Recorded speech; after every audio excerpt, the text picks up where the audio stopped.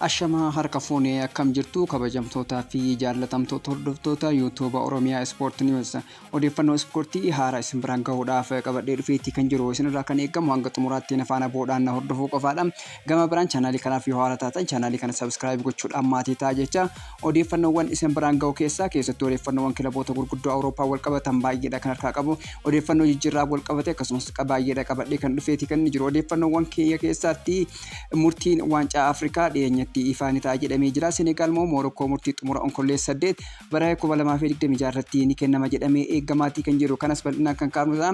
Gama biraattiin Real Madrid Rodri malateessifachuuf sochii jalqabuun isaa gabaafameera. Rodriin Santiago Bernabeu deemuu barbaada jedhamee jira. Kanaan wal qabatee bal'inaan kan kaasnu ta'a. Odeeffannoo biraatiin Manchester United michoomaatiin Rosenborg 5-0 injifateetii kan jiru. Odeeffannoo kanas kan kaafnu ta'a. Premier League Ingiliz bara 2026-27 jalqabuudhaaf torbeewwan 3 qofa kanaafuu kanaan wal qabatee kilaboonni taphoota shaakalaa irratti kan argaman akkasumas humna ofii cimsuudhaaf taphattoota dabalataa mallatteessifatu irratti kan argaman kana wajjin wal qabsiisee bal'inaan kan kaasu ta'a. Kana malees odeeffannoowwan hedduutu harkatti argama. Hanga xumuraatti nafaana booda ayyoona hordoftan odeeffannoowwan baay'eedha kan isin argattan jecha gara odeeffannoo koo jalqabaatti isin dabarsa. Akkuma beekamu waancaan Afrikaa bara 2025 Morokoon qopheessite irratti tapha xumuraa waancaa irratti walitti bu'iinsi uumameetii kan ture. Taphattoonni Senegaal martii taphicha adda kutuudhaan daqiiqaa dheeraadhaaf dirree gadhiisanii bahanii turan. Booda irra Sadio Maaneen sossobee taphattoota dirreetti deebisuun ergasii Senegaal galchii 1-0 Morokoo injifattee waancaa kaasuu dandeesseetti kan isheen jirtu. Taphicha irratti peenaaltiidhaan erga xumurameetii booda haqaaqa hedduu kaasee ture. Haa ta'u malee ji'oota dheeraa booda haala nama falmisiisuuf Federeeshinii Kubbaa Miilaa Afrikaa dhimmicha ilaaluudhaan forfeedhaan akka Morokoo injifattee waancaa Senegaal irraa fuudhuun Morokoodhaaf kenneetii kan ture. Senegaal immoo dhimmicha gara mana murtii kubbaa miilaa addunyaatti himatee kan ture. Dhimmi kunis sadarkaa murtii xumuraa argachuudhaaf onkolleessa 8 bara 2026 ilaalama jedhamee eegamaatii kan jiru. Kanaaf Afrikaa kadhaaf chaampiyoonaa bara 2025 Morokoodha moo akkasumas chaampiyoonaa yeroo sanii kan turte Senegaalidha kan jedhu gamanumaan xiyyeeffannoo hordoftoota kubbaa miilaa ta'e itti fufeetii kan inni jiru. Gama odeeffannoo koo itti aanutti yoon darbu jalqabuudhaaf guyyoonni muraasni qofa kan hafe Premier League Ingiliz bara 2026-27 akkasumas hawwiidhaan eegamaa jira. Jaallattoonni kubbaa miilaa addunyaa mara hawwiin guddaadhaan kan eeggatan dorgommichi jimaata hagayyaa 2018 akka lakkoofsa Itoophiyaatti irraa eegaluudhaan kan inni jalqabu. Kilaboonni gurguddoon England yeroo amma qophii isaanii cimsanii itti fufanii jiru. Yeroo amma gara gabaa jijjiirraattiin leenjistoota haaraa ramaduudhaan akkasumas taphattoota kilaboota gurguddoo keessaa gatii jijjiirraa riikaardiitiin mallatteessuu irratti kan argamu akkasumas qophii tapha pre-season irratti humna isaanii fi ga'umsa isaanii ilaaluudhaaf taphataatti kan isaan jiran taphattoota dardaraa ol fiduudhaan akkasumas taphattoota kilabicha keessa turanii wal qabsiisanii waliin taphachiisanii kan isaan itti ga'umsa isaanii itti ilaalanii yeroo kana keessatti jira taphattootaa fi leenjistoota hedduu taasifameeti kan jiru. Kunis dorgommii bara 2026-27 hawwiidhaan akka eegamu taasiseetti kan jiru. Keessattuu Manchester United taphattoota lama gara sarara jidduu isaa irratti fidateeti kan jiru. Santos Chelsea irraa akkasumas Tielemans Aston Villa irraa fidateeti kan jiru. Gama biraatiin taphataa sarara jidduu kilabichaa kan ture Casemiro kilabicha gadhiisuu dandeetti kan jiru. Maguire fi akkasumas Rashford illee kilabicha gadhiisuu danda'an jedhamee taphattoota eegamanidha. Gama biraatiin Manchester United taphataa sarara gidduu kana cimsachuudhaaf taphattoota akka Baleba, Kamavinga, Chomoni, Manu Kone Roomaa fa'aarraa akkasumas Sanderberg fi Scott faana maqaan isaanii bal'inaan ka'aati kan jiru. Kanaafuu Michael Carrick jalatti ergaa leenjisaan kun dhaabbiidhaan gara kilaba kanaatti dhufe kilaba kana cimsuudha kan inni barbaadu akkasumas Champions League Awurooppaa irratti kan kilabni kun hirmaatu. Sababa kanaaf kilaboota kanneen keessaa of cimsuu barbaada. Taphattoota kanneen keessaa eenyutu taphataa sadaffaa gara kilabichaatti dhufa kan jedhu kan eegamudha. Akkasumas Manchester United Premier League Ingiliz bara 2026-27 kilaboota cimanii dhufan keessaati. Gama biraatiin kilabnummaan magaalaa Manchester Cityin Elliot Anderson riikaardii Ingiliziitiin kan tureen Aston Villa irraa fiduun isaa kan yaadatamudha hanga Morgan Rogers gara Chelsea deemutti.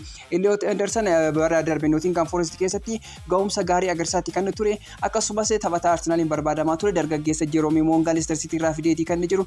Kanaan alatti kilabichi taphattoota akka Diamond, Kamavinga fi Budaayee wajjin maqaan isaa baay'ee dhakaa kan jiru. Kanaafuu Manchester City bara 2026-27 leenjisaa haaraa kilabichaa kan ta'e Enzo Maresca jalatti kan deebi'u. Manchester City waggoottan kurnan darban Pep Guardiola jalatti kan ture akkasumas ga'umsa wal fakkaataa agarsiisaati sadarkaa tokkoffaa lammaffaa hanga sadaffaatti kan dabarse keessattuu waggoota 4 chaampiyoonii ta'ee turuun isaa kan jaalatamudha. Kanaaf waggoottan lamaan darbe chaampiyoonii hin taane bara 2026-27 chaampiyoona ta'uudhaaf uf cimsee deebi'uudha kan inni barbaadu. Kanaaf taphattooti akka Rodri haga ammaatti wanti beekamee hin jiru akkasumas Savinio, Marmush, Kovacic fi Gonzalez fa'aa dabartee taphattoota ganna kana gadhiisuu danda'an jedhameeti kan jiru. Kana malees Stones gadhiiseeti kan jiru akkasumas Silva fi Akenis gama kilaboota biraa deemaniiti kan isaan jiran. Kanaafuu Manchester Citynis bifa haarawaan leenjisaa haaraa jalatti taphattoota haaraa jalatti kan inni deebi'u. Kanaaf gama isaatti Manchester City uf cimseeti kan deebi'u. Gama biraatiin chaampiyoonaan liigichaa kan ta'e Arsenal taphattoota hedduu wajjin maqaan isaa kaa'ate kan ture. Hanga ammaatti garuu Zolis qofaadha kan inni gara kilabichaatti fide.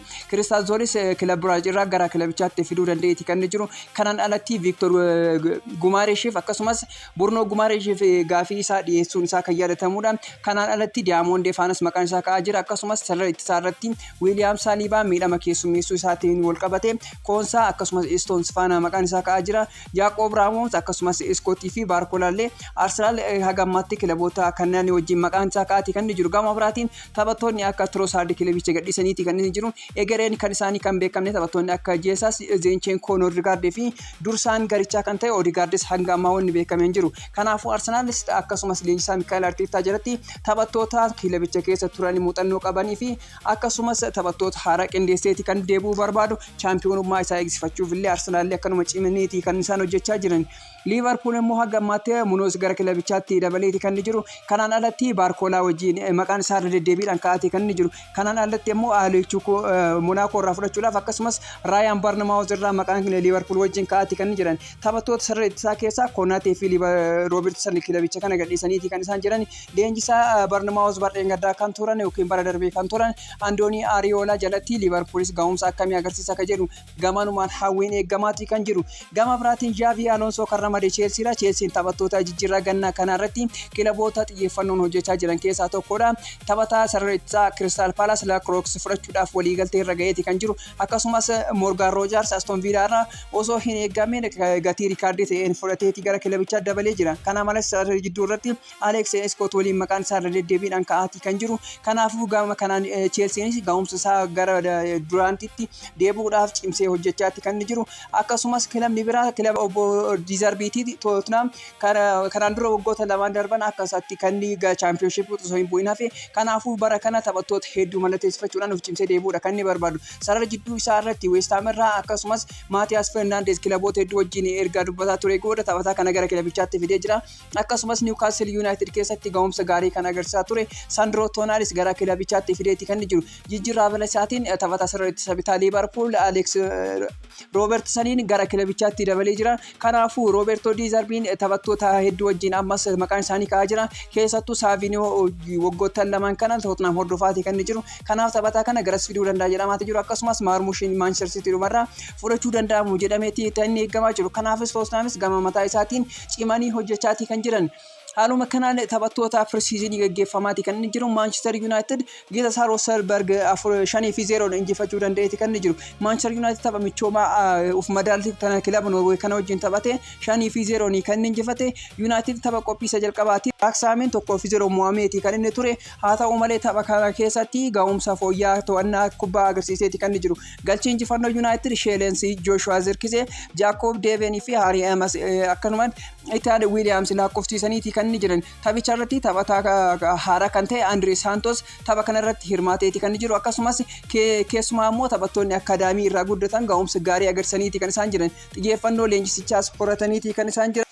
Injifannoon kun Unitediif qophii isaa cimsu akkasumas yeroo dorgommii haaraa jalqabu ofitti amanamummaa fi haala gaarii keessa seenuudhaaf kan inni gargaaru. Kanaafuu Manchester United qophii itti aanu keessatti hagayya tokko Atletico Madrid wajjin taphata akkasumas hagayya 8 PSG wajjin taphata. Hagayya 12 ammoo Leeds United wajjin taphachuudhaan qophii gannaa isaa xumuruudhaan gara Premier League kan deebi'u ta'a. Kilaboonni kunneenis akkasumas qophii isaanii taphattoota gannaa taphoota gannaa kanarratti kilaboota garaagaraa wajjin taasisanii guyyoota itti aanan keessatti taphoota isaanii kan taphatan ta'a. Gamanuma Premier League English bara 2026-27 se'oominaan eeggamaati kan inni jiru. Gama odeeffannoo biraatti yoo darbu leenjisaan garee biyyaalessa Spain Luis de la Fontaine erga gareen isaanii Arjentiinaa injifachuun waancaa addunyaa mo'atee booda amala taphattoonni Arjentiinaa agarsiisan amala badaadha jechuudhaan qeeqaniiti kan isaan jiran. Leenjisaan kun gochi taphattoota Arjentiinaa agarsiisan fudhatama kan hin qabne ta'uu fi naamusa kubbaa miilaaf kan hin malle ta'uu dubbateera. Erga taphni xumuraa waancaa addunyaa xumuramee booda suura sagalee fi suuraawwan bu'aa hedduu amala taphattoota Arjentiinaa irratti qeeqa cimaa kaasaatu kan isaan jiran. De La Fonte yeroo sanatti gammachuu injifannoo keenyaa qofa irratti xiyyeeffanneedha waan ta'eef kana hin ilaalle ture garuu boodarra waan argeen gonkumaa fudhatama kan hin qabnedha jechuudhaan dubbatan. Innis gocha sun naamusa kubbaa miilaa irraa kan hin kabajne ta'uu fi namoota muuxannoo guddaa qaban irraa kan hin eeggamne ta'uu ibsaniiti kan isaan jiran. Suuraawwan xumura waancaa addunyaa booda ba'an keessaa taphattoonni Ispeen waancaa isaanii yeroo ol kaasanii gammachuu isaanii kabajanitti taphattoonni Arjentiinaa garuu dugda isaanii garagalchuudhaan deeggartoota isaanii jajjabeessaa turan. Kana namoonni hedduu akka sirrii hin taanetti ilaalaniiti kan isaan jiran. Gama biraatiin jireenya kubbaa miilaa keessatti wanti na gaabbisu tokko illee hin jiru jechuudhaan taphataan Manchester City duraanii Mario Balotelli dubbateeti kan inni jiru. Taphataa yeroo hedduu gocha wal falmisiisaa hojjetaati kan inni ture Mario Balotelli jireenya isaa tapha kubbaa miilaa keessatti wanti itti gaabbu tokko illee akka hin qabne dubbateeti kan inni jiru. Balotelli yeroo ammaa kilaba Al-Ittifaq kan United Arab Emirates keessatti taphachaati kan jiru yoo ta'u kanaan dura Inter Milan, Manchester City akkasumas AS Milan, Liverpool fi kilaboota biroo hedduu keessatti taphatee ture. Gaafii fi deebii dhiyeenya kana kenne keessatti yeroo dargaggummaa isaatti dogoggora hedduu hojjechaa turuu isaa amaneeti kan inni jiru. Haa ta'u malee sammuu qulqulluu akka jiraatee fi nama miidhuuf jedhee waan tokkollee akka hin hojjenne ibseera. Balotelli yeroo ammaa umrii 35 irratti kan argamu yoo ta'u dandeettii isaa osoo hin taane amala isaa keessaa fi amala dirreen ala inni agarsiisaa turetuyyuu miidiyaalee ijoo ta'aati kan inni ture. Namicha Super Mario jedhuun kan beekamu Mario Balotelliin dargaggummaa isaa amala bilchina hin qabne akka agarsiisee ture mormuun garuu hin gaabbu jechuudhaan dubbateera. Sababni isaas muuxannoowwan sun akka of guddisuu fi dogongora isaa irraa akka baratu isa gargaaru hima. Duubatti deebi'ee yeroo ilaalu gochi koo namoota muraasa mufachiisee ta'uu danda'a garuu nama miidhuuf jedhee waan hojjedhe tokko illee hin qabu jechuudhaan dubbateera. Balotelliin garee biyyaalessaa Itaalii dabalatee walumaa galatti taphoota 506 irratti hirmaachuun galchiiwwan 213 lakkoofsisuu danda'ee jira. Akkasumas kubbaawwan bara 2010 badhaasa Golden Boy kan taphattoota dargaggootaaf kennamu injifachuu danda'eeti kan inni jiru. Mario Balotelliin tapha isaa caala amaloota isaatii kan inni beekamu keessattuu iddoo deeme hundatti amalli inni agarsiisu deeggartoota biratti ajaa'ibsiisaa uumuudhaaf akkasumas muufannaa kaasaa turuun isaa akka yaadatamudha. Gama biraatiin Rodri yaala baqaqsanii yaaluu taasifamuuf jedhameeti kan jiru. Taphataan sarara gidduu Manchester City Rodri miidhamaa waliin waancaa addunyaa irratti hirmaachaa kan ture gabaafamaa turuun isaa kan yaadatamudha. Manchester Cityin akka ifa taasisetti Rodri wal'aansa miidhaa dugdaaf jecha yaalii baqaqsanii yaaluu ni taasifata jedhameera. Kanaanis yeroo murtaa'eef dirreerraa akka fagaatu himameera. Gama biraatiin gareen biyyaalessa Xaaliyaanii taphataa ishee gameessa duraanii Andrea Pirlo leenjisaa godhee qacaruudhaaf waliigaltee irra ganiiti kan isaan jiran. Pirlo hanga bara 2030tti leenjisaa ta'ee akka tajaajiluuf yoo kan qaxaran ta'e akkasumas Roberto Baggio ammoo miseensa leenjisaa kana keessaa tokko akka ta'u eerameeti kan inni jiru. Gama biraatiin Real Madrid ifatti Rodri fudhachuudhaaf sochii jalqabuu isaanii gabaafame. Keessattuu Real Madrid yeroo ammaa Rodri malatee sochii jalqabuu isaatiin wal qabate akkasumas taphataan kun gara Madrid deemuudhaan wal qabate gara akka jijjiirran kun akka hin hafne gabaafamaati kan inni jiru. Akka gabaasa Athletics'tti Real Madrid taphataa sarara gidduu kana beekamaa Rodri fudhachuudhaaf cimsanii hojjechaati kan isaan jiran akkasumas waliigaltee irra gahuu akka danda'an amantaa guddaa akka qaban himamaati kan inni jiru. Gama kanaan Real Madrid yeroo ammaa kana Rodri waqtii gannaa kanaan garee isaanii waliin makuuf jecha cimanii hojjechaa jiru. Rodri yeroo ammaa waggaa dhumaa waliigaltee isaa Manchester City keessatti kan inni jiru. City yeroo ammoo taphattoota isa bakka bu'an waliigaltee dheeressuudhaaf abdii hin qabu. Kanaaf taphattoota akka bu'aa dhiifaa barbaadaati kan inni jiru. Garuu Real Madrid yeroo ammaa waliigaltee xumuruu Rodri gara garee isaaniitti fiduu barbaadu.